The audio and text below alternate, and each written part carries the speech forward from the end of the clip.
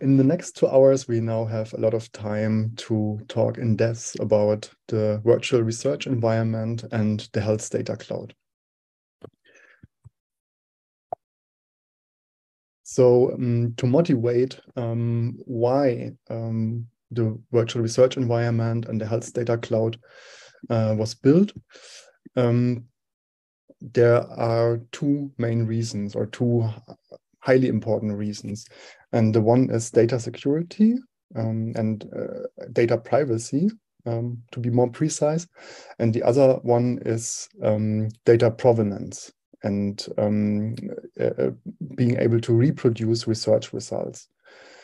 And this later requirement is typically summarized under the FAIR principle. So research outputs were often found to be not really findable, accessible, interoperable, or reusable, which makes it hard to reproduce a research result. And therefore, now there are a lot of efforts to build research environments that have such a provenance tracking or such a built-in support for reproducibility built in. For example, version control is one aspect to increase reproducibility, and provenance tracking, which is the tracking or the collection of all information about the history of a data object. So where does it come from? For example, the authors or the repository, what happened to it? Where was it processed? With which algorithms or codes? And where is it? What are its features? Another aspect to help reproducibility is to standardize data formats and to base them on ontologies. So ontologies, as we heard previously, are ways to structure knowledge and to represent knowledge in a machine-readable way also. Then the flexible and easy way to create workflows and to manage them. So science workflows are extremely complex, and containerization, declarative configuration, templating, and so on, they all help to make workflows more reproducible. So to repeat a problem in very simple terms, in very simple English, is science is hard and people need to cooperate. So it's rare that people do research just on their own. They usually collaborate now in large teams that need to exchange information and ideally even have a space where they can cooperatively perform research. Then another aspect is that the misuse of health data can impact the dignity and health of the underlying subjects. So the people who donate their data to science, they must be protected. So there are many ways how they could be harmed, which I will show later. So it's important to keep the data confidential. Another aspect is that science workflows are hard to reproduce and replicate. So as we also heard earlier, science workflows can run over 24 hours or over multiple days, and they can consist of hundreds or even thousands of different steps. And it's often hard to either reproduce such a complicated workflow just from the description in a paper or even from when the code exists, and also to understand it. And this is also one motivation for building environments that support the declarative and programmatic, but nevertheless easy building of workflows. And they also need these science workflows, they consume a lot of resources. So it should be easy to run them not only on your local machine or on typical machines with only a few cores and a bit of memory, but also on high performance computers that have many cores in parallel and a lot of memory. And one often doesn't believe this. So I can recall this from for myself when you start out with science that such simple seeming dumb things, so to say, would really make the difference. But very often, it is my experience at least, that really these small details make all the difference. So often data is not really shared in the first place. So this was a common practice in the past that data was not even made public. And now that it is more and more required to make data public, we find that it's often not readily usable, or that the description around the data is not sufficient to use the data, or that the code that was used to produce the data or to analyze the data cannot be run in a different environment, for example. And this was already, so this is a problem, of course, that pertains to all science and research, but it became particularly prominent with the advent of computational research. So even in the year 1995, these two researchers, Buckheit and Donohue, which I think worked on some geological problems. So they are not computational scientists, I wanted to say. They already mentioned and pointed out this problem. So an article about computational science in a scientific publication is not the scholarship itself. The article is merely advertising of the scholarship. The actual scholarship is the complete software development environment and the complete set of instructions which generated the figures. And these can be, in modern workflows, this can be hundreds of thousands of instructions that need to be performed step by step to reproduce a certain workflow. And if just one of these instructions is missing or needs to be imputed or inferred by the researcher, this often costs a lot of time. And therefore, Buckheit and Donohue concluded that then when they publish articles containing figures which were generated by computer, they also publish the complete software environment which generates the figures. And this was a very cutting-edge way of thinking at the time. In between, a lot of research was published that didn't stick to these rules, to such rules. And this led us to the often pronounced reproducibility crisis. So we can distinguish three levels of reproducibility. So if we now get a code, so assume we have just read a really nice paper and we downloaded the code, then one of the first steps would be to just rerun the code in exactly the same way as the paper mentioned. And this often doesn't even work. Even just sharing the code it was used to process some data and putting it on GitHub, such that others can download it, you often will find that, or we often found that it didn't work. So you often need the whole environment around this. This is a problem that is very often found in computational science, that you simply don't have all the libraries present that you need. Then, after you ensured this, and also in the correct versions that were used to produce the results, so even just a different version of a library can corrupt the research result. So after this was now satisfied, and we will see how such a problem, this problem one, can be addressed. The answer is Docker containers.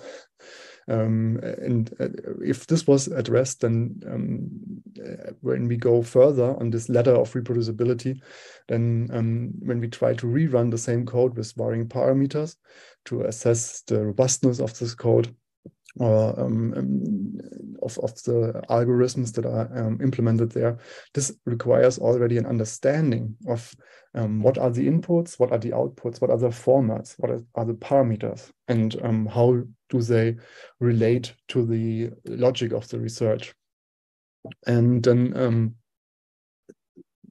for a research product to really be reproducible, one commonly says that it needs to be possible to implement it in a completely different language, so to say, in a completely different environment, in a completely different framework. So you need to be able to translate your entire theory and all the instructions that led to the computation of its predictions into a whole different framework for to be able to say that it's rigorously reproducible. Otherwise, it's just a domain-specific result. So to make workflows more reproducible, a lot can be learned from the way software is produced, especially software in large corporations that produce complicated software bundles. So they always version control their software. So every single line that is manipulated is tracked. And this is also a good idea, maybe not every single line, but at least some information that that allows us to validate correctness of a certain step. The data provenance, so the history of digital objects. If you know GitHub and how Git works to track the history of objects, also for version control, this really exhaustively collects all the information to really make it reproducible. Then such a nesting in a hierarchy of modular units is also very helpful for reusability, for these FAIR principles. So modern software environments are often modularized in a way that they have a specified and defined API and interface that allows it to communicate, and that allows to perform very defined and specific operations, a standardized way to operate with these modules. And also we annotate the data then heavily with metadata and documentation, like it is done with software code to document and report all aspects pertaining to such a product. And also we can even automatically update products using continuous integration pipelines, how it is done with software environments. So when the code in GitHub changes, then a pipeline kicks in and automatically updates all downstream products. And the same logic can be applied to science workflows. And of course, making the data accessible via all kinds of means that allow people to reuse it is very helpful for reproducibility, as it allows to identify problems. And one particular helpful software aspect is containerization, as it really allows us to bundle together the software and environment that was used to produce the code. And virtual environments go several steps beyond this by integrating these and similar state-of-the-art software products to help reproducibility. So this is how containerization for reproducibility may look like. So assuming you want to run this pipeline here that we have at the last point mentioned here, this pipeline matrix we connect home, then we would need to have a certain computer that needs a certain framework, a certain set of libraries that are installed there. So we could either start fresh a new computer and install all these libraries there, or we have a containerization. So this really helps a lot. So containerization really gives us, so to say, our own fresh, clean computer with just the defined libraries and steps to set up the environment, which ensures exact reproducibility regardless of where it is executed. And this is also a way then where we bundle and where we modularize steps together into super steps, so to say, using these different containers. So a pipeline may consist of a sequence of containers. And now we have, for example, here a pipeline that consists of a container that first performs diffusion-weighted MRI tractography, then a pre-processing of functional MRI data, and then the outputs of these two pipelines are used to construct input for TVB, such as structural connectomes and functional connectivity matrices. Now, the problem is that so we can directly see the problem already when we look now more deeply into this workflow. So now the workflow, as we have seen, is this first workflow, the diffusion-weighted MRI workflow, is all embedded in this Python script. And this Python script is, it has over 4,000 lines, and it implements the workflow as a complex nested if-else structure, where basically Python commands and execution of all kinds of third-party libraries and programs are intermingled with such if-else clauses. So for example, the workflow looks, is there a certain set of input images there? If yes, then perform certain steps. And of course, 4,000 lines are really hard to understand and to overview and to have really the picture in mind what a workflow does. We need a simpler way and a more generic way and a more reproducible way to describe such workflows. So now we talked a lot about reproducibility. Now I would like to talk a little bit about data privacy before going then on to a hands-on demo of the virtual research environment, which would then take us to, again, back to the slides, to a summary of the hands-on demo and to a preview of the Health Data Cloud. So, but first things first, let's talk a little bit of data privacy as the second main motivation for why virtual research environments and related infrastructures are needed. So valuable health data are generated every year, but openly sharing and processing human health data can compromise the privacy of research participants. And the reason for this is that we basically have fingerprints all over our bodies. Every cell of our body is a fingerprint. So every voxel of an fMRI data set can contain enough information, to reconstruct the either the individual and or also important information about this individual.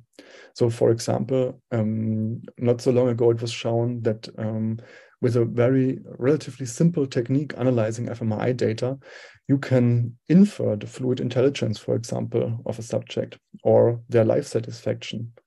So this is clearly highly personal information that shouldn't be publicly accessible.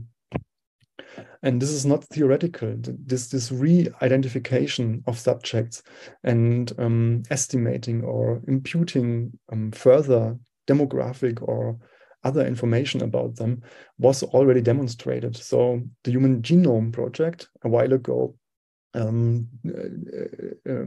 decoded the human genome for the first time and made the results public. And then later, genealogy websites appeared where people could home decode their DNA, home sequence their DNA, and then upload the sequences to a publicly accessible portal.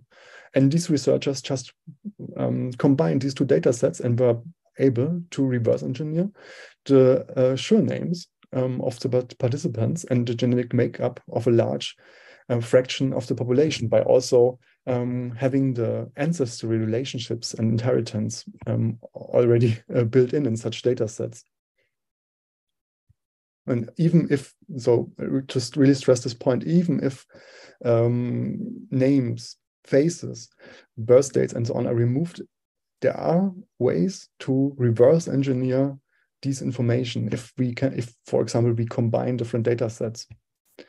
And therefore, the EU, the European Union, has the General Data Protection Regulation, which is a set of laws that govern how personal data may be processed and shared and used within the European Union and beyond also. And there are 3 roles defined in the GDPR. We have the data subject, who donates their data and gives consent for the processing. And then we have a controller. So note that we are not talking about an owner. So this is not about ownership. You become a controller simply by having access to our data. And immediately upon having access to personal data, we have all the responsibility of a controller. Another legal status is that of a processor. And in that case, you only act on behalf of a controller and have a contractual relationship fixated. But the important role here is the controller. And per law, this controller is required to implement appropriate technical and organizational measures to ensure and demonstrate that processing is performed in accordance with GDPR. So the controller has the responsibility per law to protect personal data. If the data is breached, then the data subjects can fine or can create lawsuits that lead to huge fines. For example, Google recently paid $80 million because they breached GDPR. To again make this point, health data, so the type of data we are dealing with here, like MRI data, for example, is generally prohibited from processing.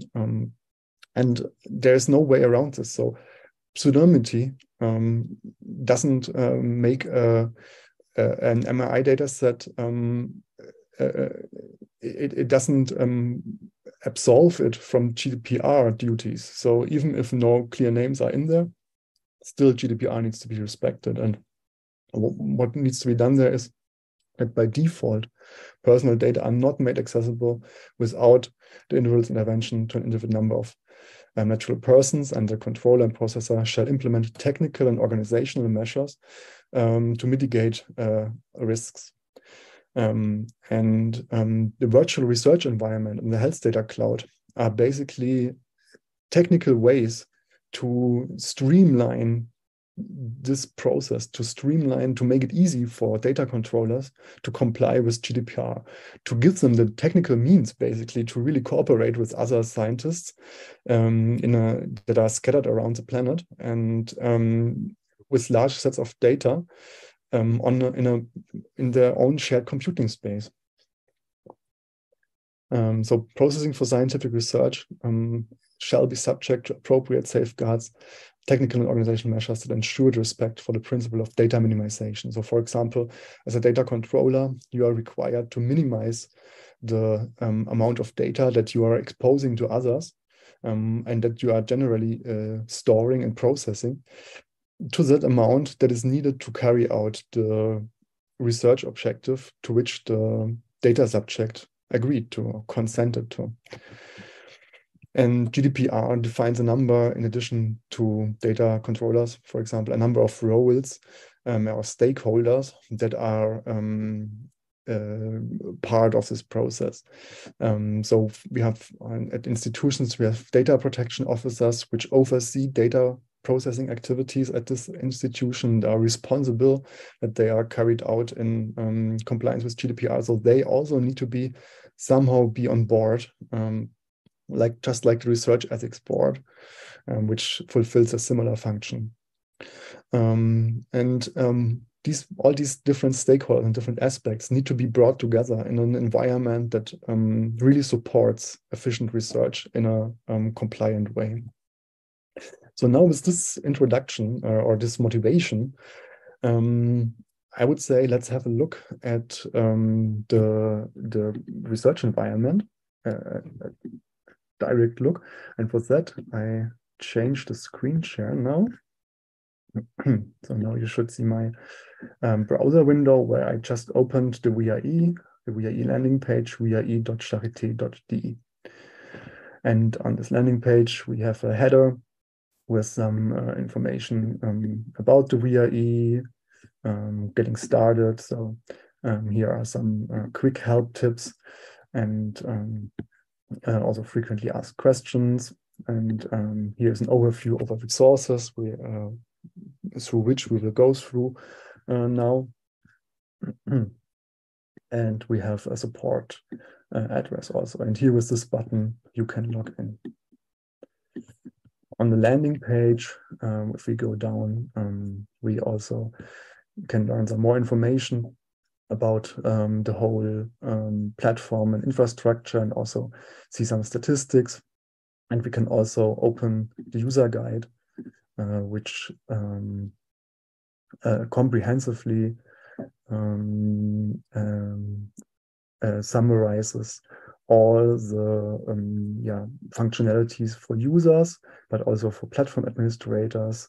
Also there are community parts, and there's also a developer guide for developers who develop on the VIE.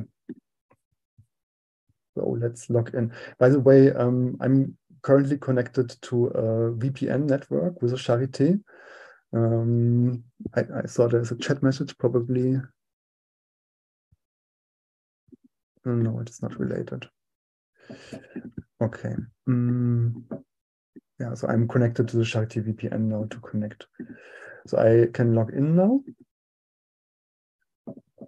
Okay, and after login, I'm directly greeted by the portal landing page, which gives an overview over the projects that I'm member of and all projects. So we have here a top bar where we can switch between the projects view and the datasets view. And also here we see some status information. Here we have a quick link to the support. So this is the user guide again on the frequently asked questions and the contact form. And here is my my user administration where I can reset password and log out. So what datasets are and why they're important, I will come to later. Let's first look at projects. So when we go inside a project, we are then greeted by first some statistics, what happened in total and today in this project. So everything that we see now is specific to every project. So you can basically, so the idea is to separate data processing operations on a project level and also have role-based access control within projects. So here I have a project now where a team of members are brought together and equipped with computational tools and workbench tools, which I will go through and show you in a minute. And the primary function here of the workbench or of this this canvas, as it is called here, the first item in this left sidebar is to have file explorer-like functionalities, basically. So here we can explore files, we can perform file operations like we can do it also on a local machine. And you can also see here that we have dividing a separation of the file system into a green room and to the core zone. And I will describe in more detail what their purpose is. But so much, the green room is the staging area for data. So people who upload data can only upload it to the green room. And in this green room, then all the minimization operations can be performed that are necessary for compliance. So different people can upload data to the green room and then to copy it over to the core zone and therefore expose it to the entire project team, a specific copy to core operation needs to be performed. And this can only be done with a specific role. And you get this role only when you also have the lawful status under GDPR, which is ensured with processing agreements, basically, and standard contractual clauses that govern this relationship. So here I can select these files. I can then download them, for example. I can add or remove tags, and I can add attributes, or I can delete these files also. I can also create a new folder. I can see the properties of the files and also download them. So if we want to see here these properties, we see when the name, when it was created, a global identifier. So every digital object in the VRE has a global identifier that allows it to be addressed within the VRE. I see there are many chat messages. Maybe I have a look. I don't think it's related to my talk here, so I will look away again. There you can, what I just mentioned, see these features and also download it. And then, as mentioned, the core zone is then the more restricted zone. So here, then the data processing operations can be performed, but as mentioned, a multi-step procedure is necessary to expose data to the entire team. We can also search then through data, or maybe let's just demonstrate quickly the upload.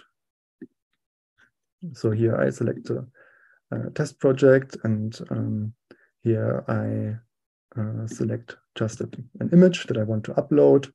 I can add a tag, also an attribute.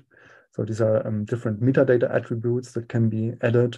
They can also be added after the fact, so they don't need to be individually added for each individual file. And here I then start the upload function, and here it now notifies me that this name already exists, so I need to rename it before I can upload it. After I then have uploaded files, I can also search them, for example, by name. So we just had seen there was this file SCR that I uploaded today earlier, and I can find it here. And I can also create complex search queries. So for example, uploaded by whom, and these can then be all concatenated basically. File size and so on. I can create complex search queries here to select certain files. Announcements can be made here. So there are two main ways to communicate in the VRE. One is to create announcements. So this allows you to publish urgent messages to your team. But we also have for each project specifically a dedicated instance of XWiki. So just like the documentation that was written here for the entire VRE in this XWiki software, every project has such an XWiki that can be fully customized and filled with life. So here you can basically document clear text or human readable documentation about a project. Then we can see the members. I don't have the permissions for that, and we can perform settings. For example, which kind of file attributes we allow. So this is a test project. So here we just define some test metadata attributes. Of course, also standardized metadata can be used. And we see that workbench tools, these three tools here, have been deployed for this project that then allow the full set of VRE functionalities. Before we come to that, this is then an overview over the copy to core requests that can be addressed here by a project administrator, which has the sufficient permissions to do so. And here now we see the different workbench tools that we have in the VRE. So Apache Superset is a business intelligence tool that allows to visualize large data sets. So I never worked with it, but it may come handy to visualize large data sets. And here is Guacamole, which gives us a remote desktop interface to the VM underlying each project. So underlying every project is a VM. I will just pause my share here so that you cannot see the password to be sure. I will just enter the password.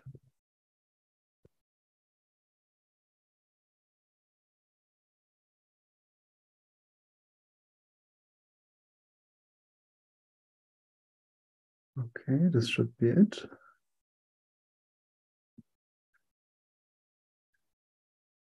Oh, no. Oh, sorry, I entered the wrong password. Let me try again. Sorry.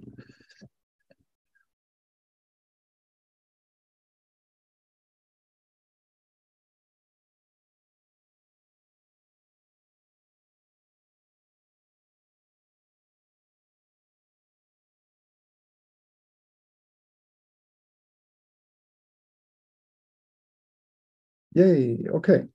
Now we are logged in. And you can see here that you have basically really a full Ubuntu instance all to your own. So this is really your virtual computer in the cloud where you can come together with your entire team and perform science, basically. So here you have a connection to the internet. You can basically install everything that you want. You have your own private machine where you can install all the software with as many people as you like, with almost as many cores as you like. So there are different options for configuration. So for example, you can have 16 cores. Can have 16 cores powering this machine, and for example, or let's say 128 gigabytes of memory. And with this, you can or a lot of processing operations can be performed. So this, yeah, is basically a secure environment in the cloud where all the software that is needed can be installed with full flexibility, full control, but separation and data privacy. And you also can get a full shell basically on this virtual machine that is powering the VRE project, and you can, yeah, you have all rights on this virtual machine and the full power to perform any science workflow that can be performed on standard computers that you like. And it is in compliance with GDPR. So at this stage, then it's your responsibility. And the same also Jupyter Hub was also on a per project basis installed. So you have here your own Jupyter Hub server together with your team, where you can create Python notebooks, for example, and execute Python commands. And also, so this is also on the same virtual machine, right? So you can also have a terminal there. Can create a, where is it? Create a terminal session and install packages for Jupyter Lab, create virtual environments. There's full control. So we talked about the XWiki, the last workbench item down below. So this is now all related to projects. So every project, as mentioned, has their own set of workbench tools and of these functionalities. And then there's the dataset concept in the VRE. So this is the concept here is basically that you have standardized and versioned and verifiable data formats. So here I have test dataset bits test, where I test the verification of or the validation of the data format with a bits validator. So now, so this is a dataset with one subject, functional anatomical data here.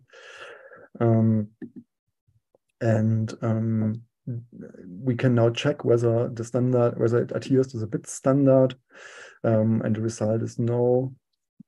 So there were errors found in files, and this means it's not compliant and needs to be remodeled to be usable. And then when we have a state that we find agreeable, then we can release a version and publish this version.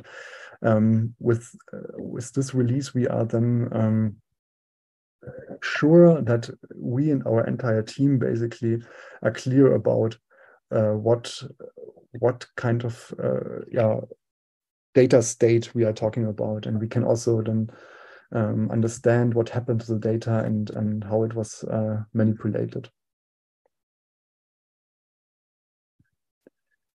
So now we have the new version. So this is everything that happened basically. We can also try to change something. So here I write something. It's just a preview account, and here's the edit button. No, sorry, it's for the final. Yeah, I can edit it from the virtual machine or from the Jupyter lab. But I can, if I delete this now, then I can see that this delete operation just happened, and I could then release a new version. And I can also annotate this data set with metadata, either using the inbuilt schemas of the VRE. So there are different pre-defined schemas. For example, yeah, these here. I'm not sure why they're not loading now. And I can also create custom schemas. So my custom schema.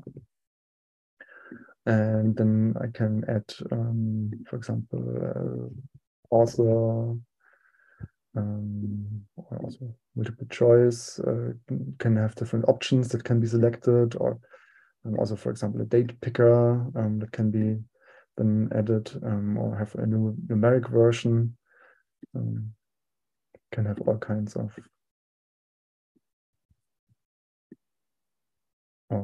fields that we annotate. Right, a title is required. Date, creation date.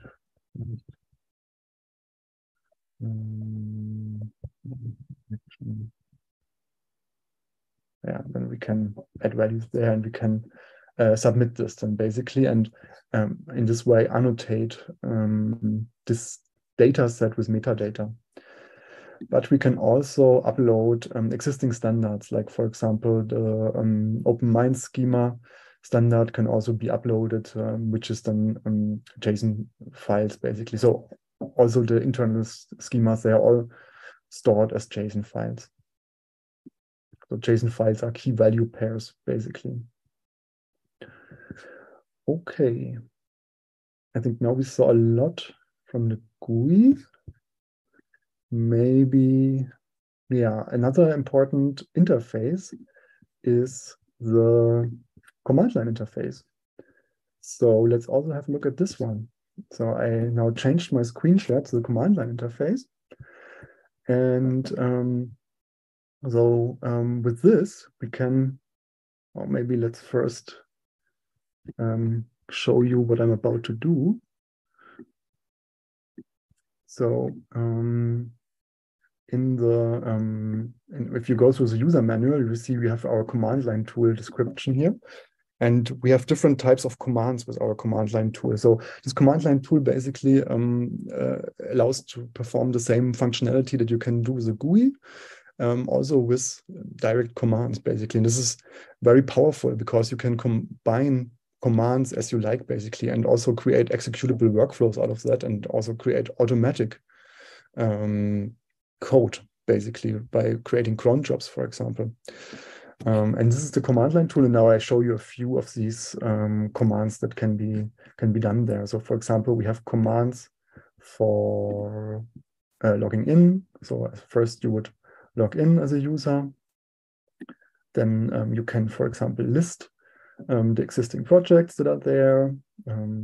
You can upload files, you can download files, you can perform all kinds of file operations, annotate attributes to files, list folders. You also have a synchronization function. So to download, basically you can always synchronize the local state of your data with the state in the cloud, basically. So this synchronize function is based on rsync, if you know it, taking basically care to not overwrite files and to just ensure that we have two identical copies of a file system at two locations, basically.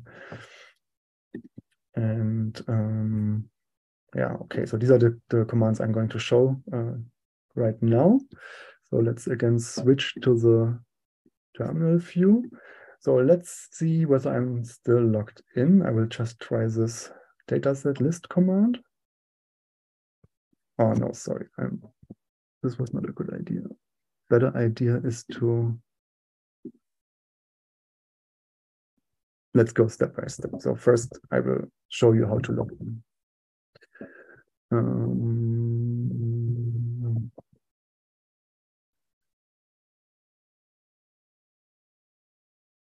Okay, so I wasn't even logged in. So okay, we start with logging in. And this is the command. Log in. And then it asks me for my username and the password.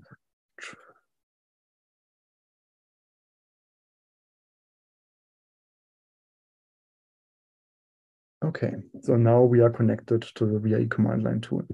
So by the way, this username here is my Charité AD username. So the Charité has an active directory where all employees and associated members are managed. Basically, the user identities are managed. And this is a Charité-wide account, basically, that allows single sign-on to all Charité resources to which this user has granted permissions.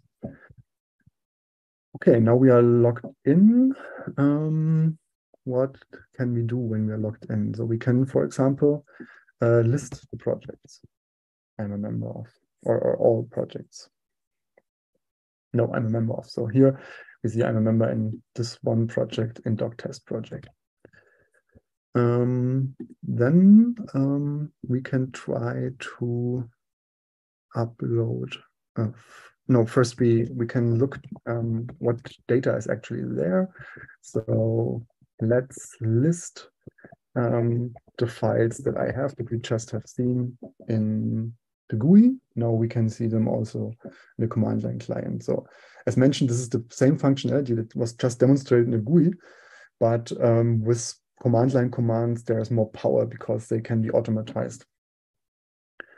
So we can, for example, upload something. Let's try this out. And then I just try this file again that I already uploaded. Let's see what happens.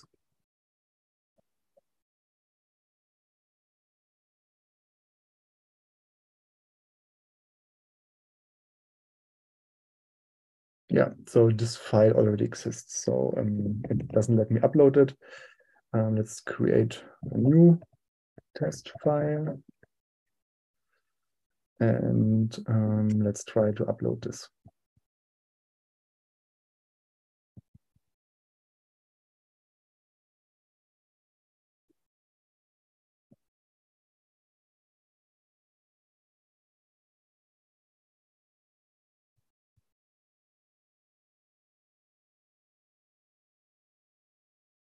Yeah, so now we uploaded the file. And so I guess we can also now switch back to the GUI, but I guess you believe me that it's really there. So it was really uploaded now. We can also try to download a file with the sync command. So let's see what happens if we now try to download the same file that we just uploaded.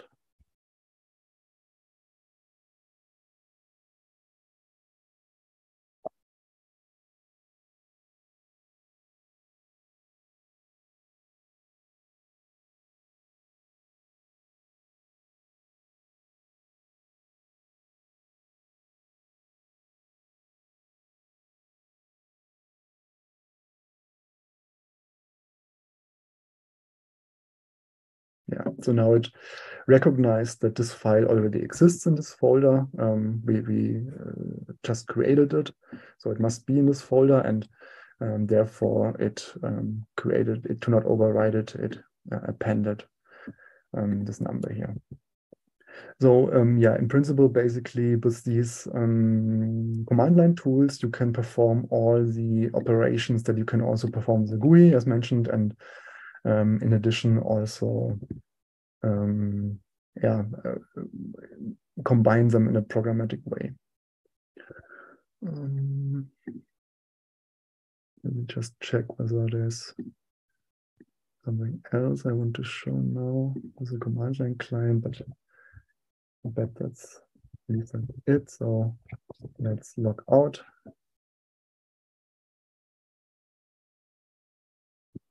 Okay. So I think we now had a nice hands-on overview over the VRE. So let's go back to the slides.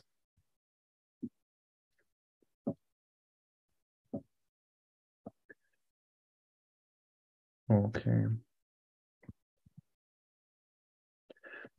So I have here a few slides. Yeah. So to summarize what we have now seen. So the purpose of the VRE is a data management cloud platform for biomedical research that protects the privacy of research participants. And its idea is to store, process, and share data in compliance with the European Union General Data Protection Regulation, GDPR. And its primary function is to reduce the barriers to biomedical research by addressing a lack of infrastructure that allows to process sensitive data in a protected manner, such that it's not disclosed to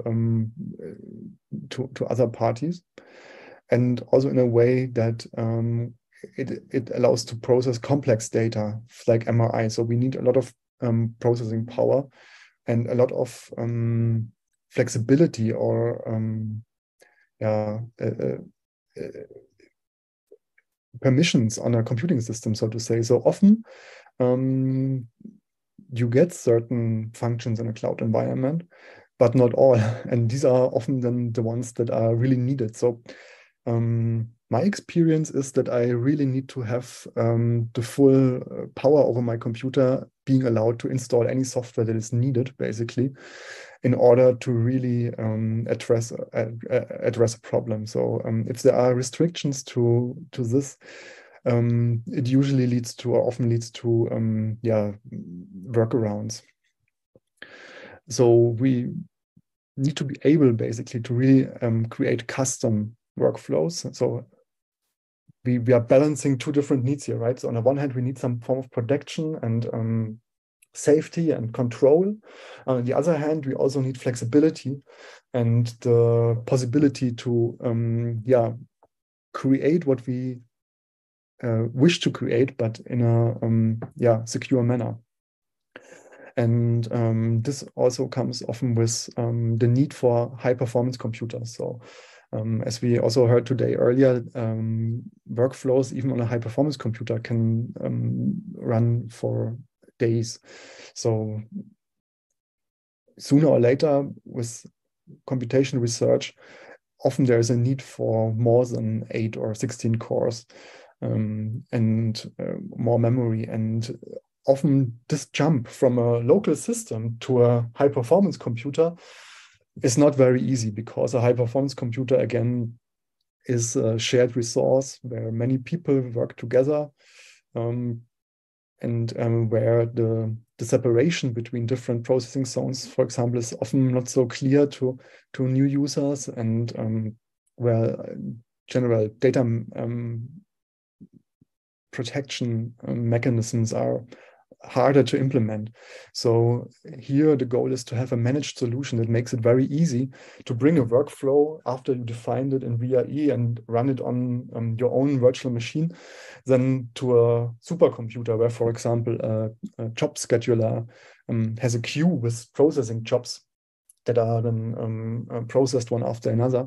And to use this, users need to have the knowledge how to operate the supercomputer, basically. And if this can be abstracted away, it makes the life easier for many researchers and more efficient. So what does the VRE offer to address these needs? So we have a graphical user interface that allows you to manipulate and process data in the cloud with your team together.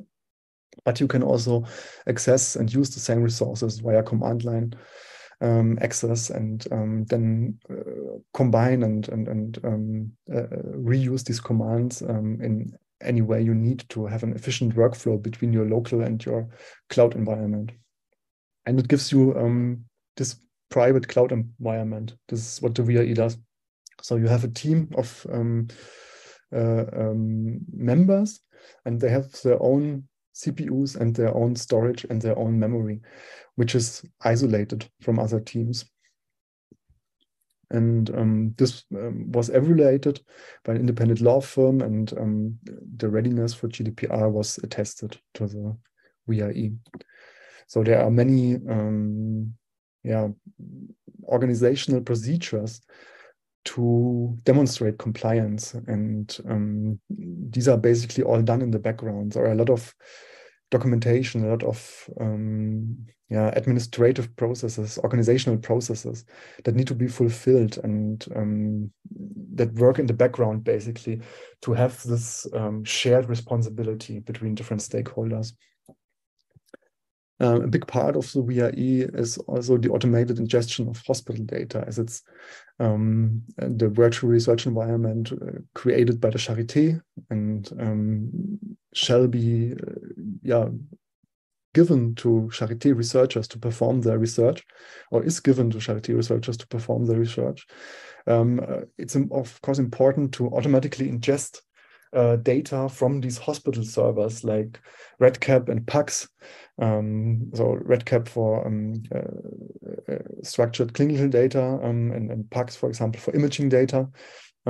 These are typical hospital infrastructure, and an interface between the VRE and these infrastructures is very much desired, and is also exists also, and will also be demonstrated later by Patrick Bay in the later sessions today.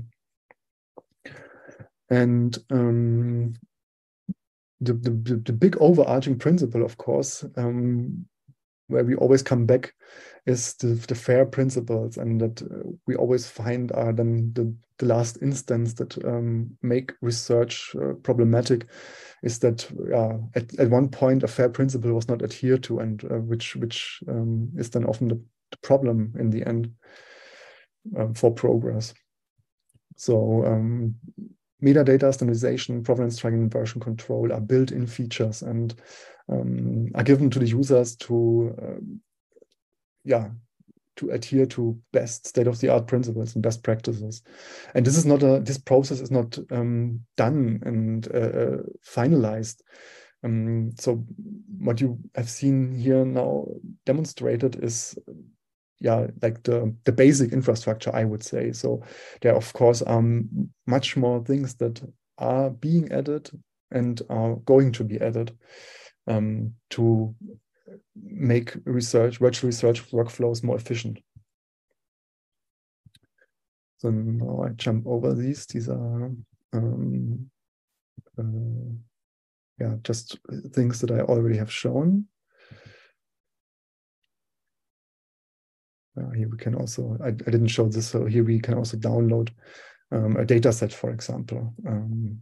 Good that it's here. So here we have then the data set, and then we can also so this is then downloaded as a zip, and we can then look into the data set and see then there also all the metadata that we specified and all the data around the data set in the VRE, the technical data, like global identifiers, it's all there and can then, it's attached to the data set and can be used.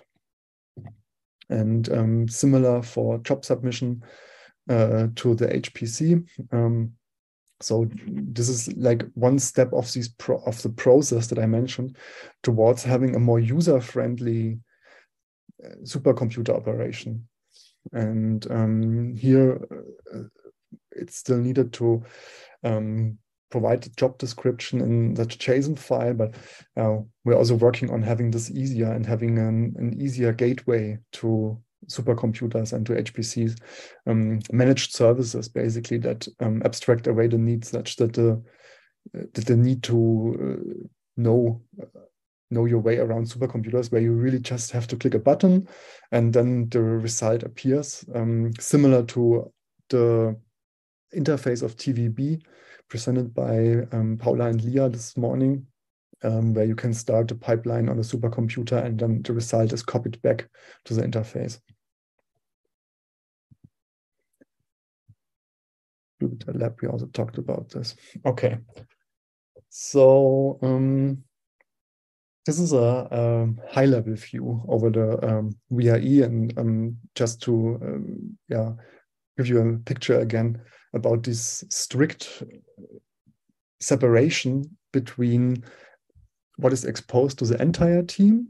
So the entire team is only here in the VRE core zone versus the green room. So here in the green room, when you upload data, then only you can access it until you specifically make the request to expose it to others, which is then also logged and tracked. And while it is in the green room, you have then all the possibilities to pseudonymize data and prepare them and minimize them in all the ways that you find necessary in order to comply with GDPR. So this, no one else can do this, right? Only the scientists themselves, the data controller of the data, who has the data for a certain processing purpose as agreed to by the data subject or consented to, only they can know what constitutes a minimized data set. So it is then their responsibility in the green room to minimize it to the state that makes it usable and compliant for processing with the entire team. And this staging in via the green room is not only possible as a manual process, but as mentioned, like for example with the hospital data sources, it can also be automatized. So, for example, there's a cron job that regularly looks for updates on a PAX server in the Charité, and if there are new images, then the images are scraped, sent to the green room, and in the green room then DICOM fields are removed that have directly identifying information. So this is the only way really to bring data in,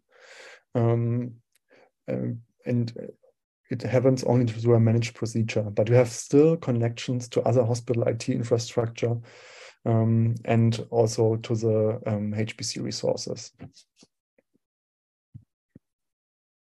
So the architecture, to summarize, the research portal is like the front end with a graphical user interface and command line interface to access and manage resources, tools, and data. And then we have the separated zones, the green room for controlled, isolated, and lawful onboarding of sensitive data. And we have the core zone for collaborative, lawful processing of sensitive data. And we have storage backends where this data is then stored, data lake and data warehouse. So these are basically block storages, high performance block storages, where the data is stored in a high available manner, basically. So where redundant copies are, for example, stored, it makes them highly available if there's a lot of load on the platform. And this structured storage also allows to annotate then files and folders with all kinds of metadata and perform version control and expose the storage then again as a file system to different end users then. In the back end, there are compute resources that power the VRE, like a high performance computer and virtual machines, where you have remote desktop access and command line access. So this is the virtual machine dedicated to a project with between 8 and 16 cores roundabout, where you have basically your own computer in the cloud, where you can process data together with your team, and also perform interactive computing with Jupyter Hub and run IPython notebooks there. And the whole ecosystem, the whole approach of this platform and infrastructure is that of a service-oriented container ecosystem, which means that all these different functionalities of the platform, of the cloud infrastructure, are implemented as microservices. So these are small defined packages of code with RESTful APIs. So we have a certain interface with a simple set of commands that allows to query these resources, and where we have a very clearly defined responses and clearly defined protocols of interaction, basically, of what constitutes valid inputs and what constitutes valid outputs to each service of this infrastructure. And these services are then orchestrated and load balanced by state-of-the-art container orchestration like Kubernetes, for example. And the whole infrastructure itself is also implemented in a declarative manner, where you really have a infrastructure as code. So infrastructure as code really means that the way the cluster is set up, for example. So in Kubernetes, we have clusters. We have clusters, which is a set of resources that like cores and memory that can be used to process. And we have containers, which contain software. And these are then grouped into pods. These can then be executed in a automatic manner. So this orchestration system basically knows when there is not enough resources. So if, for example, memory is overflowing, or if the CPU is maxed out, then it will dynamically add resources or remove resources depending on the current load. And this whole definition of the cluster and of the infrastructure, of how these different components interact, this all can be defined with declarative configuration files in the end. So there's a whole stack of infrastructure elements that can all be configured basically and reused. So this is a modular way to express and implement such a complicated infrastructure that can be reused. So if people want to reuse only aspects of the virtual research environment, they can simply choose an isolated set of services that they want and only use those, and not the others. Or if the same approach needs to be used on a different hardware. So if we are now going from the Charité to another hospital, let's say, and they have slightly different computers there, then this different hardware can be configured there, and can Kubernetes and the other infrastructure elements can be made aware about this different underlying hardware configuration. And of course also the addresses, the IPs of the components. So all the components, they have an address where they can be addressed, and information routed to them. They are all also basically declaratively specified, such that it can be easily manipulated if there is a need, for example, to migrate the infrastructure to a different platform, or to extend it, or to maintain it, for example. And the same principle shall also be extended to the automation of workflows, basically. So not only individual processing steps, but really the sequence of processing steps, and the entire workflow, whether it is run on a virtual machine or on a supercomputer, shall also ideally adhere to these paradigms, to basically have it all out of one box, basically, and all coherent logic basically underlying.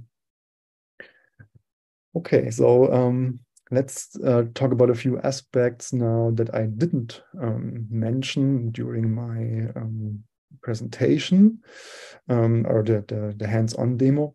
So there's also another element for structuring data. It's collections. So this is just your private local view, so to say. So you can also organize locally the data in a project as you like it. So a collection is, in contrast to a data set, a virtual folder to group files without affecting the storage location on the hardware. But the more powerful concept is the dataset concept. And this really yeah, embeds basically this version control paradigm. So you create a data set, you add project data, and then you can verify that the data adheres to a certain data format, data standard. And for example, the bits format, which is widely used in neuroimaging. And in addition to specifying the format of the data itself, you can also specify the format of the contents of the data and the contents of the data itself, or giving a descriptive description of the contents of the data. So metadata is data about data and is co-located and annotated with the data itself. And this makes a full data set. So only if I have a structured format annotated with metadata, you have a publishable version basically of a data set where it is clear about which data is meant and can be clearly addressed basically. So we have seen this also earlier. We can create such a data set.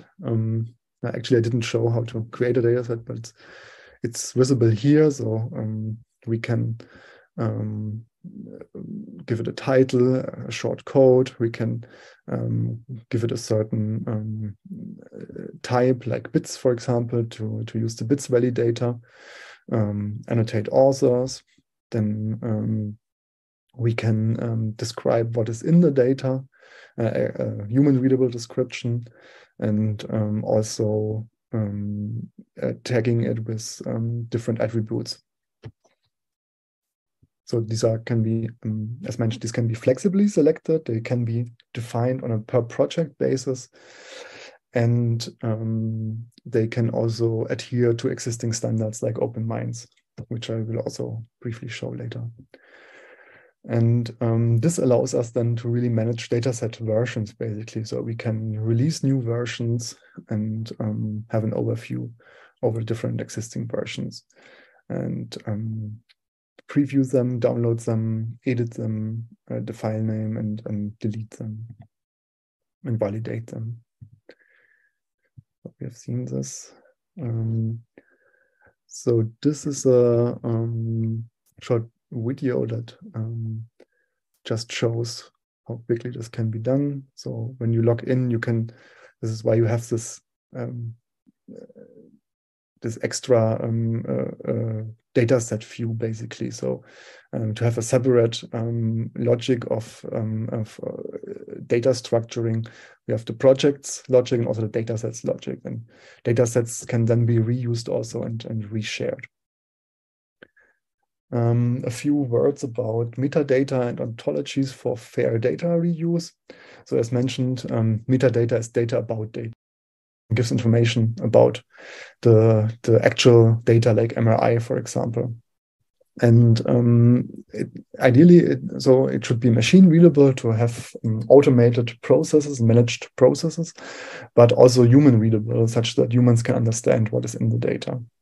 And it helps to discover data. So in eBrains, we have the knowledge graph, and only after the metadata is there, it can be integrated into the knowledge graph and can be made discoverable via the knowledge graph, basically. So the knowledge graph exposes the metadata, which is not critical from a GDPR perspective, as it doesn't contain person-related information.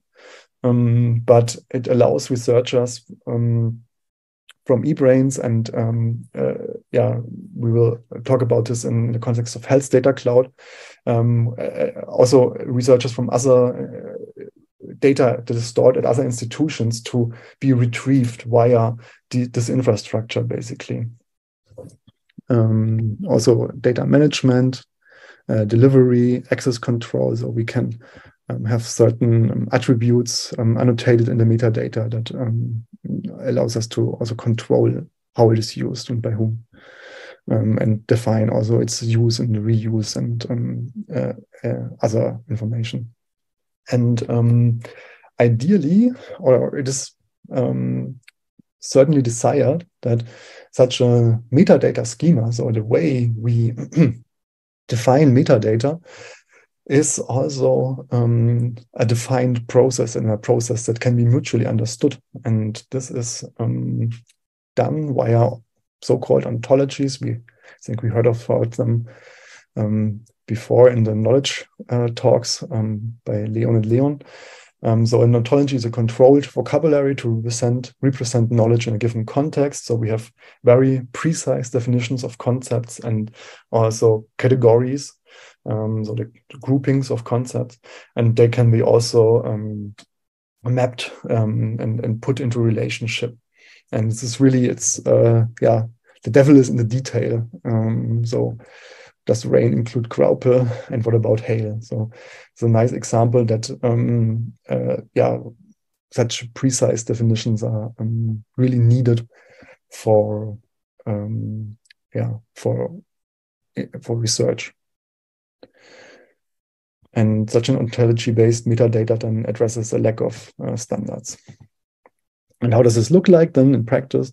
So this is just a simple example for a JSON schema to define the name and the age of a person. So name and age would be defined via these keys: first name, last name, and age, and the corresponding value. So this is one specific instance. So this is one specific way of specifying a certain dataset instance. And here's the corresponding schema, basically, that defines how such a metadata instance shall be organized, and what the syntax and nomenclature that is used. And by having such a standardized schema, we can also then automatically verify its correctness. So we can verify the syntactic correctness of metadata automatically, which also helps with reproducibility. So we can still, of course, not verify the semantic correctness of such a metadata instance, but often it helps a lot already if we identify syntactic errors. They often point them to larger problems underlying. And in eBrains, OpenMinds is used, the Open Metadata Initiative for Neuroscience Data Structures, which is a nice ontology-based metadata schema or metadata model, as it really is also tightly linked to neuroscience ontologies. And there's really a lot of work done in the background to ensure that this is from ontological perspectives valid. And so we have different types of metadata. Here we have OpenMinds Core, for example. These are schemas to describe the origin, location, and content of research products. So this is like the first step to annotate neuroscience data. And we have OpenMinds Sans, for example, which allows us to really anchor and register the precise location of data where it is located at a certain body part, for example, such that it can also be mapped between different research participants. And also, of course, control terms are an important ingredient for such an ontology to ensure a common language. And this is now an overview over the different schemas of OpenMinds Core. So, for example, we specify actors here, actors like, for example, a researcher, a person generally, and the person can have a certain affiliation, and they can have a certain contact information, and so on. And the data itself, it could consist of certain files. So here we can also, from the metadata, verify the structural correctness of the data by verifying that we have certain files and file bundles that we expect here, and also maybe certain hashes, file hashes, with which we can verify the correctness of the contents of certain files. So this is a powerful way to exhaustively describe research products to make them reproducible, and also to search them and index them in knowledge graphs, for example.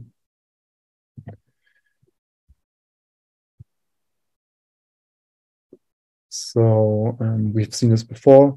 Metadata schemas can be easily annotated in the VIE. You can use some of the predefined metadata schemas, or you can create your custom schema, or you can upload also just the JSON files of an existing schema. Well, now I remember what I wanted to mention here. So as you can see here, this is all, so for example, a person can have a certain affiliation, is what I said earlier. And we can see by the structure already that these JSON files can be linked basically. So this is also the concept behind the knowledge graph. So we have objects, knowledge objects that are linked. And so these different schema aspects that can be linked together. So we can really step them through a graph. And if we, for example, know a certain affiliation, we can look for all persons that have a certain affiliation. And with this knowledge graph functionality is generated basically. So this is basically needed to have basically Google for brain research or for research environments. So with this, we can really index the contents of highly complicated data in a machine readable and highly efficient, usable way.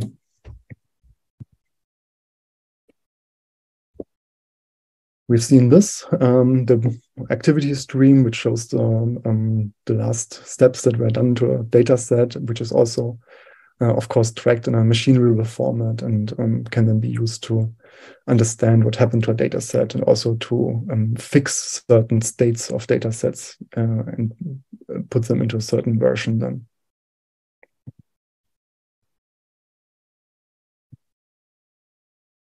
And by doing this, we create a data lineage, basically. So we know really the evolution and the history and how a digital object basically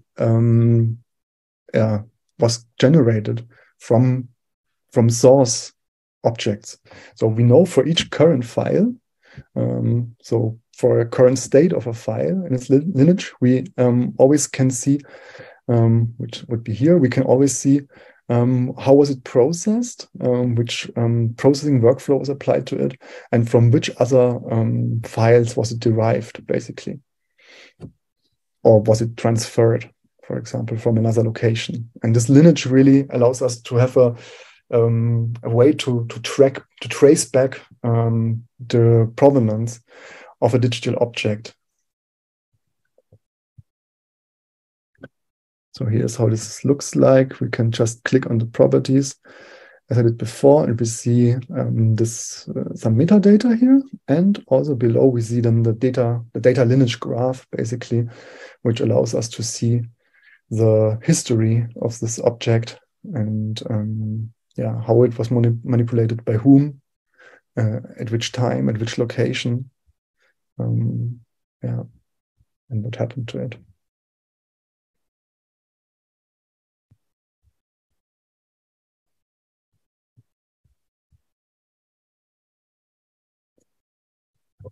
As mentioned, data can enter the VIE only via the green room. The green room is a staging area where sensitive data can be safely minimized.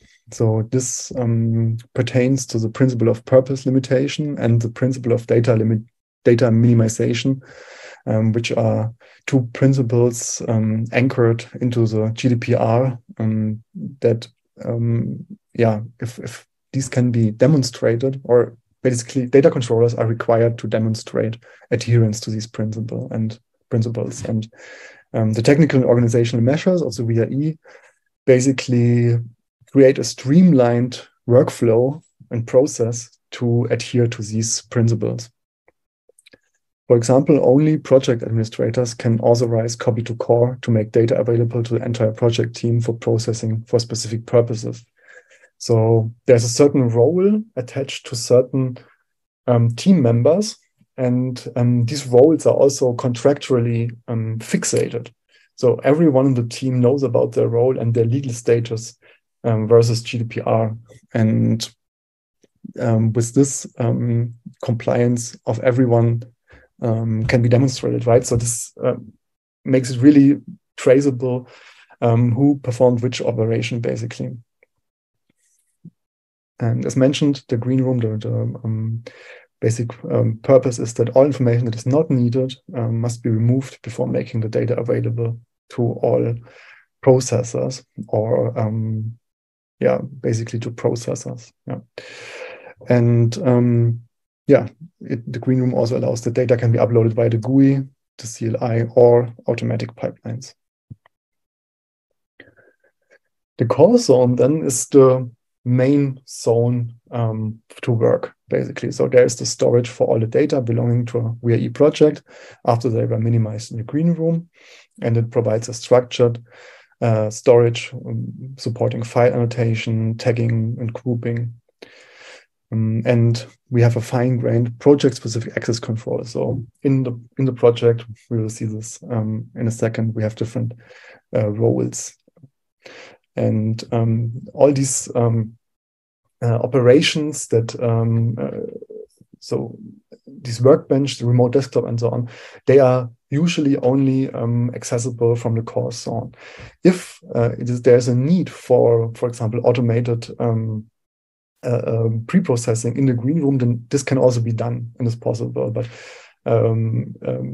processing operations are usually restricted to the core zone, and otherwise this must be requested, basically. And this is done to really have a separation of concerns here, and to really only allow certain controlled processes, for example, to move data. So basically, what you get with the remote desktop also is a controlled and managed way to access a resource. So you still don't have access to the underlying hardware, right? So you're still confined to a sandbox, so to say. And the same thing also happens with the core zone in the green room. So these are all sandboxes, and they can only interact via controlled routes and with controlled and defined services, basically.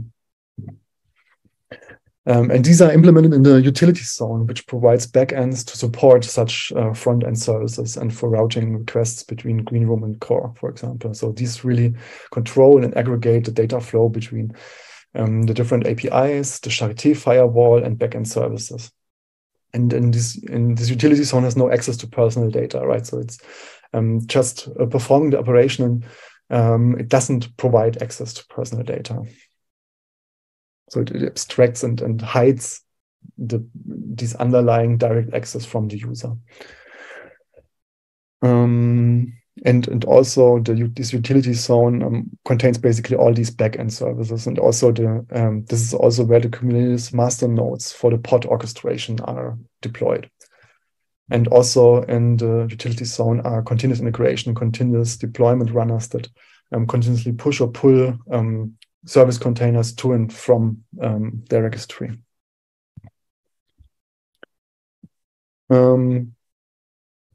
The workbench, we've seen this, we have the tools for interactive data processing, like Apache Guacamole with a remote desktop and CLI interface, where also workflows can be defined, Jupyter Hub, and Apache Superset. And as mentioned, every project workbench runs on a private virtual machine with the dedicated instance of workbench tools isolated from all other projects. And each virtual machine can have between 8 to 24 cores and 32 to 128 gigabytes of memory. In total, there are currently I think this number is already outdated, I'm not sure. Currently, we have more than 428 cores and over 2 terabytes of memory. And as mentioned, also there can be dedicated virtual machines for the green room if some heavy lifting operation needs to be performed already at this stage. And this workbench is basically a import export station and transfer station for data, where also all the backend operations are performed, like annotating with provenance information, visualization, image graph, and integration KG. So Jupyter Hub, as mentioned, every user So not only every team, but every user has their own private Jupyter Hub container, but connected to the team storage. And every user has their own 10 gigabytes of storage. And there also, just like on the virtual machines, they can install all the software according to their needs. And it also has a terminal to import and export data from into the course zone. And as mentioned, Apache Superset is a business intelligence tool which may be useful to explore large data sets. The command line interface allows to programmatically control and automated processing. It has all the typical functionalities of a Linux terminal and additional VIE-specific functionalities. So with the command line interface, I didn't show this, but you can, of course, combine this with all the other commands that are there from the Ubuntu that you have on your virtual machine, basically. So you can use all these commands. For example, create cron jobs that are triggered at specific times or intervals to automatically scan for newly incoming data, or automatically upload data in the green room, or automatically pre-process data. For example, anonymization, other minimization operations. So as we've seen, there are different sets of command line interface commands. We have user commands for logging in and out. We can list the projects. We can view, annotate, and export metadata, including provenance information. We can list, upload, and download files and folders of a project. We can synchronize with the local file system. We have the dataset functionalities to view and download datasets. We have also the HPC access to configure and submit HPC jobs, which can be done with JSON files. And we can also query the HPC, retrieve its standard out or standard error streams. We can query the current hardware configuration and status. And also the command line also offers functionalities to ingest these JSONs into a bluebrain Nexus KG. So this is, we are now on the way to having a much better integration with Knowledge Graph as part of the Health Data Cloud project. So the Health Data Cloud project, which we will also come to, is basically based on the VIE. And it reuses the VIE to implement the functionalities also at eBrains. The high-performance computing backend installed at Charité has 200 nodes, each with 16 cores and 128 to 192 gigabytes of memory. Also 4 high memory nodes with 80 cores and up to a terabyte of memory. In total, 2 petabyte of fast storage, and also 4 GPU nodes, each with an NVIDIA card. And this high performance backend is really intended for automated workflows. So interactive computing is usually not done on supercomputers. So here you have basically, after, let's assume you onboarded your data, you minimized it, you brought it together, combined it with other data, brought it into the core zone, you are there with your team, and then you start doing research. And maybe you start very easy, doing just a little bit Jupyter Hub Python coding. Maybe you find that you need much more intricate software, so you switch to the virtual machine and remote desktop or the remote command line interface, and then install all the software, pulling it from the internet, running it to perform your research. And then at a certain point, you come to a stage where you find, okay, now I have a workflow that runs. I tested it on one or a few subjects. I'm happy with this workflow. It doesn't need my input anymore. I automatized it basically as far as possible. It doesn't require any user input. It can be parameterized, so to say. And at this stage, then the workflow can also be run then on high performance computers. So as mentioned here, such a workflow can be executed in principle on, for example, on 500 cores in parallel. So if there's enough free resources at this time, then a lot of cores can basically be used in parallel to execute such a workflow zone. I think Patrick will demonstrate this later. And so yeah, you can connect to HPC via the command line interface. There's also a dedicated virtual machine to submit jobs to HPC, but also, as mentioned, the command line interface will be, or there's plans to augment the command interface to make this whole transfer of data and software and configuration of the job and querying of the status of the job and integrating results back into the VA project more easier and more managed and more automated. So here, currently it's done with these JSON files where you configure the number of parallel tasks, for example, memory and so on. But ideally this can also be done in a more user-friendly format. So how does the VAE then also support compliance with GDPR? So as we've learned, processing of health data is generally prohibited in the EU, except if a subject gave explicit consent for specified purposes, or if there are compliant purposes for scientific purposes. So these data, health data, must be protected by default, by design and by default. So this is a whole article in GDPR that the system on which this data is processed must be protected by design. So data protection is basically built in. This is when you look for what this actually means. So this means that really from the first step when infrastructure is conceived and the plans for infrastructure are made, that at every stage, basically, you always ensure and consider data protection. And this is what the VAE offers by design and by default, assisting controllers to comply with the law. So this is the main focus of the VAE. The VAE is a community project, basically, that always queries the community how to assist controllers to comply with the law, to offer such privacy by design and default solutions. So controllers and processors have a certain legal responsibility to protect the privacy of data subjects, which is all put into the law, and which is implemented by technical and organizational measures in the VAE.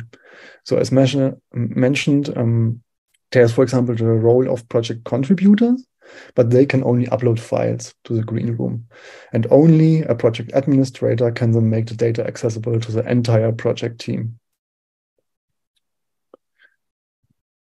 So one really goes basically step by step through a flow of technical and organizational measures or considerations for processing. So in order to process data concerning health, then needs to be a lawful basis for this processing, which is the consent to the processing for specific purposes or compatible purposes. Then we have, in addition, we need, as a condition for processing of special categories of personal data, the explicit informed consent to the processing for specified purposes, or that the processing is necessary for scientific purposes. But it must be compatible purposes. And then roles are determined. So who is a controller of the data? Who basically decides how the data is processed or who collected the data in the first place. These are controllers. And who are processors, basically. So who only acts on instruction of a controller. There's also the concept of joint controllers in GDPR. And they basically jointly decide the nature of the processing and or the purposes of the processing. And they must also fixate their agreement and actually make it. So this is actually even beyond what the VAE can offer now. So what is required by law is that if a new controller enters the game, then the data subject needs to be informed. And this is, of course, quite hard, as you can imagine, with modern scientific studies. So usually, often one doesn't even know how to contact the subject anymore, for example.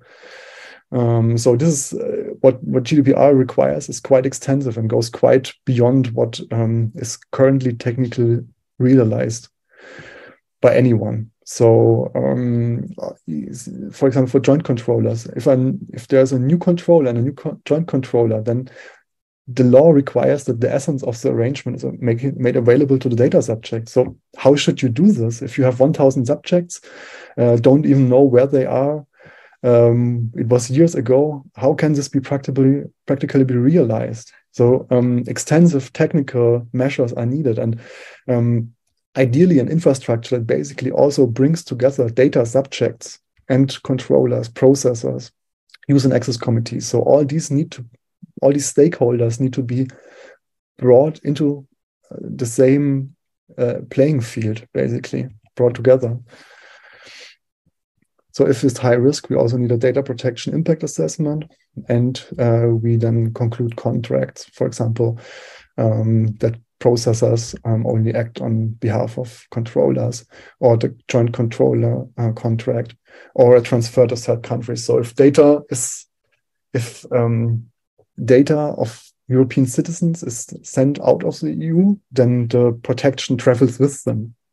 So this is also not easy to implement, not easy to realize. So I think there would be central governance authorities needed, basically, that control and oversee this process, basically. Otherwise, I can hardly imagine how to realize something like this.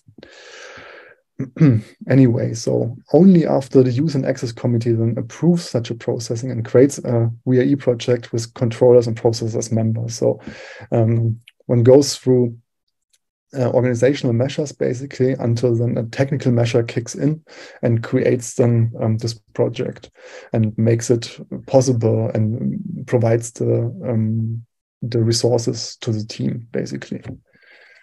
And but nevertheless, this process is largely automatized. So this looks a bit frightening, maybe now. As I explained it also, it sounds a bit frightening, but it's much easier than it sounds. So there are templates for all of this now, and we just need to fill in the templates. And our one goal for the Health Data Cloud is also that this process is really a streamlined technical process where really all the stakeholders, like use and access committees, data controllers, data subjects, and all of them can come together on one infrastructure. There may be different views for different stakeholders in order to perform their respective function. So whether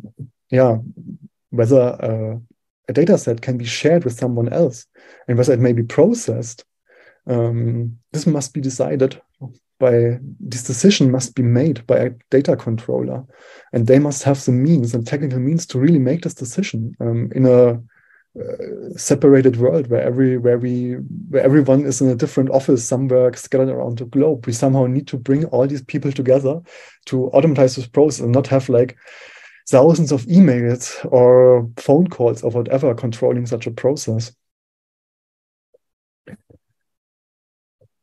So let's talk a bit about how we can.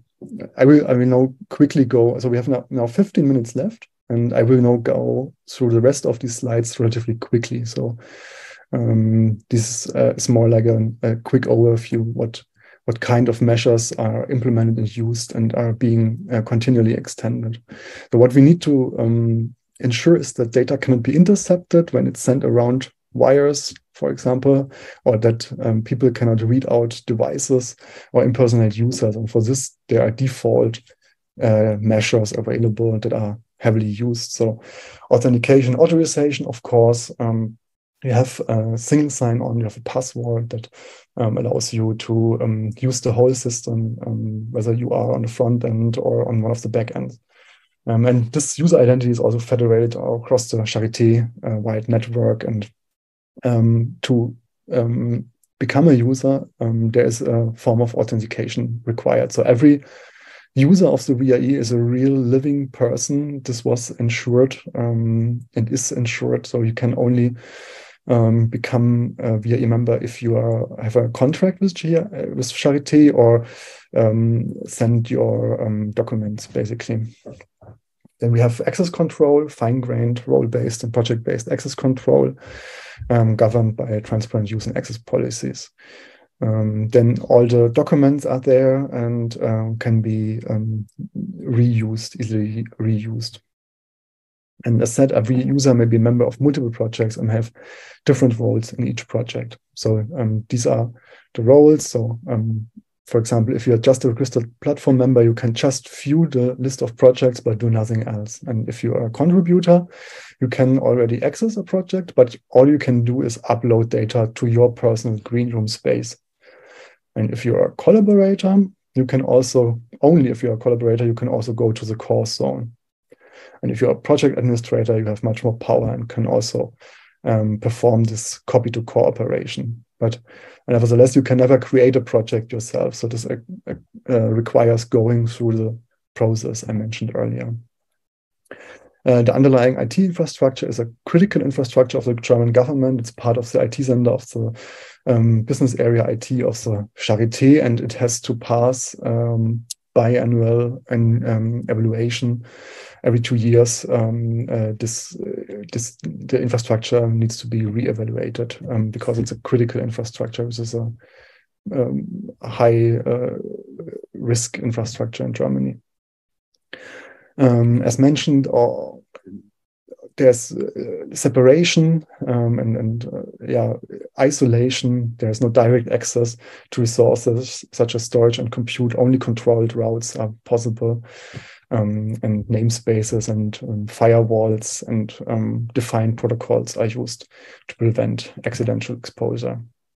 As mentioned, data minimization is really a GDPR requirement, and it's not sufficient to just remove the names. Data are encrypted in the VIE during transmission to or from the VIE via the transmission protocol, and also at rest on the VIE, the data are encrypted using disk level hardware encryption. So I guess everyone knows what encryption is, also what sandboxing is. It's to isolate resources, and by combining encryption and automation, we can make quite secure systems. So this is basically behind the workflow, or one aspect of the workflow that Paula and Leah showed earlier today. So with public key infrastructures, we can nicely and securely exchange and agree on secrets between multiple partners without leaking any information in between, and making information accessible by combining public key infrastructures and sandboxing. As mentioned, the health data cloud is now the follow-up, or one follow-up project of the VIE, or it is based on the VIE. It reuses VIE code and maps it to the configuration of the eBrains hardware infrastructure at CSCS, for example, the Swiss Computing Center, where a lot of the eBrains infrastructure is hosted.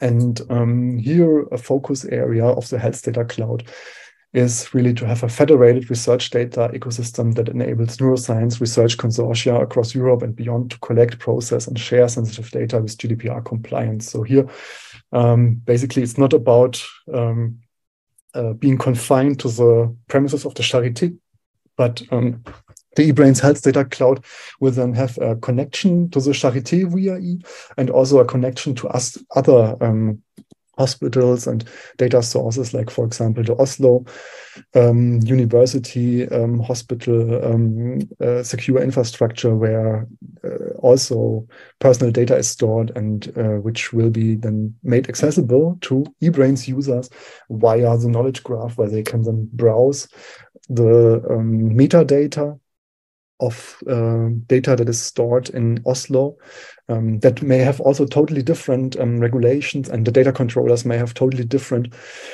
views on how to share the data. So there can then access requests be made, or there's also the intention to have access to other high-performance computing and analytics infrastructure. So, for example, The LeoMed infrastructure of the Swiss ETH Zurich is also a secure infrastructure that is also can be used for compliant processing of personal data. And this would also be a connection of the health data cloud, where users can push their workflows to be executed on supercomputers, basically. Of course, the interoperability, the FAIR principles are always the guiding principle. And all of this should be built or based on a modular and scalable architecture.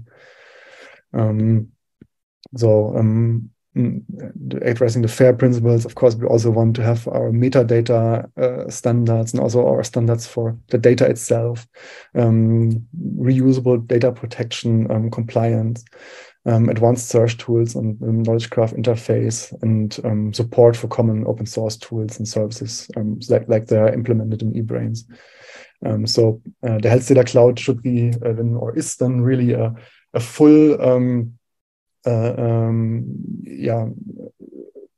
service of eBrains, basically the eBrains services for sensitive data, fully integrated with eBrains. So what I can show now already, I will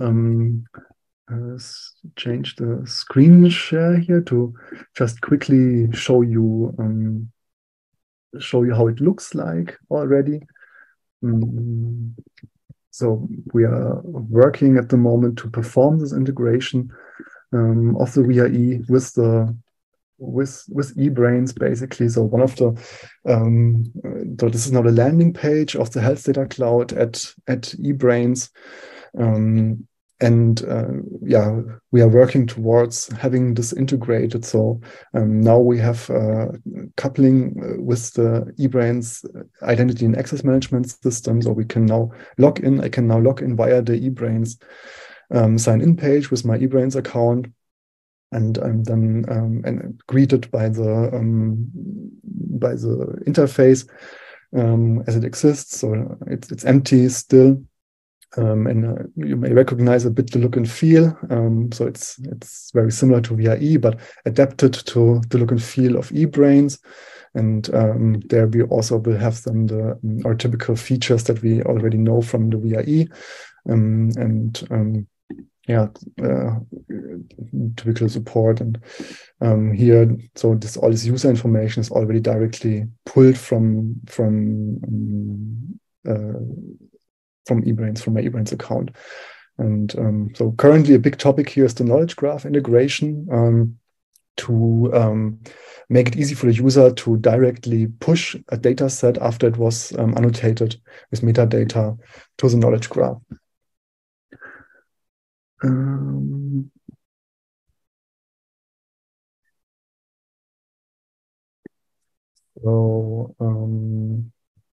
This was the development GUI. I will finalize the talk now with a few words on what we are planning. So there's, as mentioned, there's this tech stack is abstraction of ways to configure infrastructures and platforms. And so basically this is, we don't have time to go into the details here. So there's a number of different state-of-the-art software tools used to build such infrastructures, like Terraform, where it can be where resources and the underlying servers and IPs and so on can be all configured.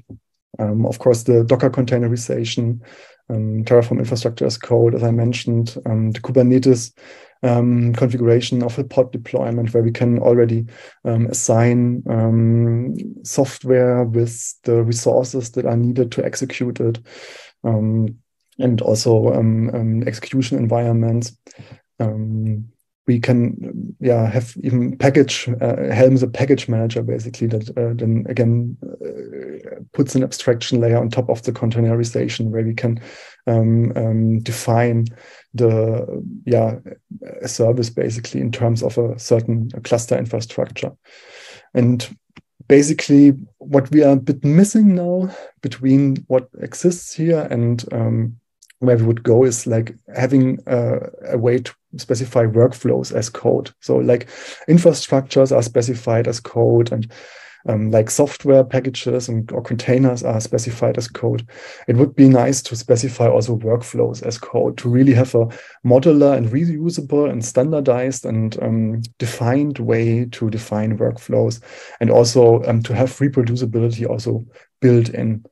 To really have cloud analysis as a service that basically builds up the entire stack needed from through all abstraction layers, from hardware through software.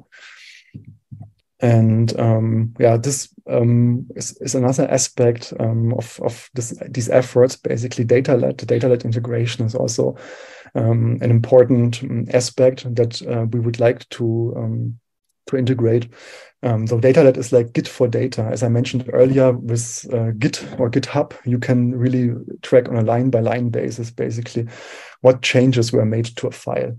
And with the large data files that we have in research, with gigabytes or terabytes of file sizes sometimes, of course, this cannot be tracked on a line-by-line basis, but here we can create hashes of the file contents to at least verify the correctness, and then use the entire Git logic basically to track every single step that we went. So a data set is then basically a Git repository. So what data-led proposes and implements in a nice user-friendly way is that every folder on a computer is then basically a Git repository, or every folder that shall be managed in such a reproducible way is then a Git repository. And then they can be nested and managed in a way where we can really basically, beginning with the raw data and going over different processing steps and different variants, go down to the final figures in the paper. So this is really the vision of Buckerhate and Donohoe in 1995. That computational research product is it's just an advertisement, and only the full chain of steps basically that led to the final figures. This is the computational research, and only if this exists at the end, we can speak of a reproducible research result. And this is what data-led offers basically. So we have these hidden folders in each folder. So it's all is the same as before. You work on a file system just like you did before, in folders and with files. And all this is different now is that you have two hidden folders that specify metadata about the data in the folder, and also its lineage and its all its provenance information basically. So data-led really ensures that it's basically impossible to manipulate data in an untracked way. So it cannot slip your attention anymore, because data-led actively prevents that you can overwrite files. For example, you need to actively specify that you now would like to track a certain operation and would like to have this on record, basically. And then you end up with such a list of commit messages, just like if you develop software. We have a set of commits, and just by entering the commit hash, you can go back to every stage that you were in the workflow, basically, and rerun all your recorded computations via this commit hash, and just reproduce a result on any granularity that you want. So you can do this down to every to individual steps, basically, of a workflow, individual commands. So every shell command can be tracked in such a way. And with this, I'm at the end